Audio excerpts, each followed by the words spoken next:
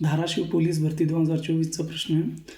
एका व्यक्तीचे 12 वर्षानंतरचे वय हे त्याच्या 12 वर्षांपूर्वीच्या वयाच्या दुप्पट होईल, तर त्या व्यक्तीचे आजचे वय किती? म्हणजे प्रश्न काय दिला आहे, तर 12 वर्षानंतरचं जे वय त्याचं, तर ते 12 वर्षांपूर्वीच्या वयाच्या दुप्पट होईल.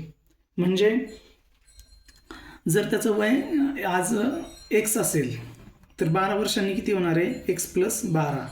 आणि 12 वर्षांपूर्वी म्हणजे पाठीमाग किती असणार आहे ते? एक्सपेक्षा 12ने कमी म्हणजे एक्स वजा 12 अशा पद्धतीचं असणार आहे. तर अगोदर हा प्रश्न आपण ऑप्शनवरून सोडू आणि मग नंतर एक्स वगैरे वापरून प्रॉपर सोल्युशन घेऊन सोडू.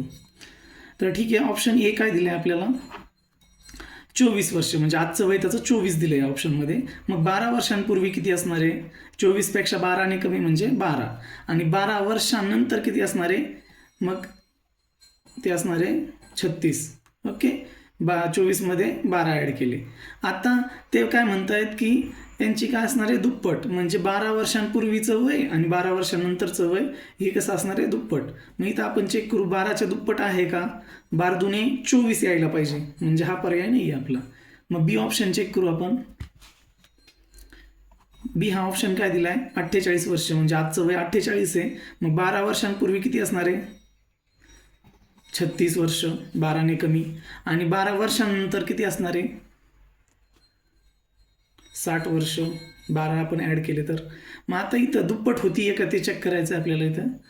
मग 36 गुणिले 2, 36 दुने 72 येतं आहे. इथं 60 येणार नाही, म्हणजे हा पण ऑप्शन येणार नाही. मग सी ऑप्शन काय आहे? तर 36 वर्ष. मग 12 वर्षांपूर्वी किती वय असणार आहे त्याचं? 24 वर्ष, 36 वजा 12. आणि 12 वर्षानंतर 36मध्ये 12 ॲड केल्यानंतर किती येईल? 12 चोक 48, म्हणजेच 48 वर्ष. आता इथं दुप्पट होती का ते चेक करू. 24 दुने 48 होती आहे, म्हणजे ऑप्शन सी करेक्ट आहे आपला. त्याचं आजचं वय किती असणार आहे? 36 वर्ष.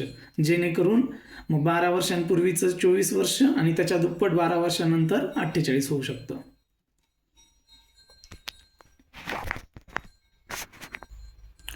आता हे सोल्युशन जे होतं ते झालं ऑप्शननुसार. आणि आपल्याला प्रॉपरली सोडवायचं असेल तर मग ते कसं सोडवणार? तर त्याचं आजचे वय एक्स मानलं. मग 12 वर्षांपूर्वी किती असणार आहे? एक्स वजा 12, 12ने कमी. आणि 12 वर्षांनंतर ते किती असणार आहे? 12ने अधिक असणार आहे, 12 अधिक एक्स अधिक 12. बरोबर. मग आता काय करायचं? त्यांनी सांगितलं आहे 12 वर्षांपूर्वी हे आणि 12 वर्षानंतर. तर 12 वर्षानंतरचं वय 12 वर्षांपूर्वीपेक्षा दुप्पट आहे. 12 वर्षांपूर्वी किती? एक्स वजा 12 आणि 12 वर्षानंतर एक्स अधिक 12. तर हे जे वय आहे ते याच्यापेक्षा किती आहे? दुप्पट. म्हणजे याच्या दोघांमध्ये बरोबरचं चिन्ह येण्यासाठी ह्या वयाला कितीने गुणावं लागणार आहे? 2ने. पूर्वीच्या वयाला जर 2ने केलं म्हणजे त्याची दुप्पट केली तर त्या किती इतकं येणार आहे? 12 वर्षानंतर इतकं येणार आहे. ओके, हा गुणाकार करून घेऊ आपण. मग 2 गुणिले एक्स 2x, इथं मध्ये वजाचं चिन्ह आहे ते आहे तसंच. 2 गुणिले 12, 12 दुने 24 आणि इकडे बरोबरचे एक्स अधिक 12.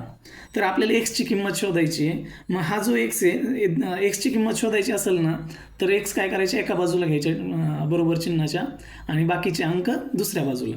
मग हा एक्स आपल्याला या बाजूला पाठवायचा आहे. मग त्याच्यासमोर कोणतंच साईन नाही, म्हणजे प्लसचं साईन आहे.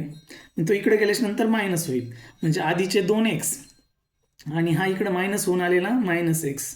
बरोबर.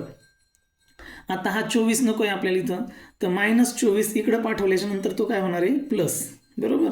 आधीचे +12 आणि हे -24चे +24 होतील. मग 2x आणि इथं काहीच नाही, म्हणजे 1 असणार आहे, 1x.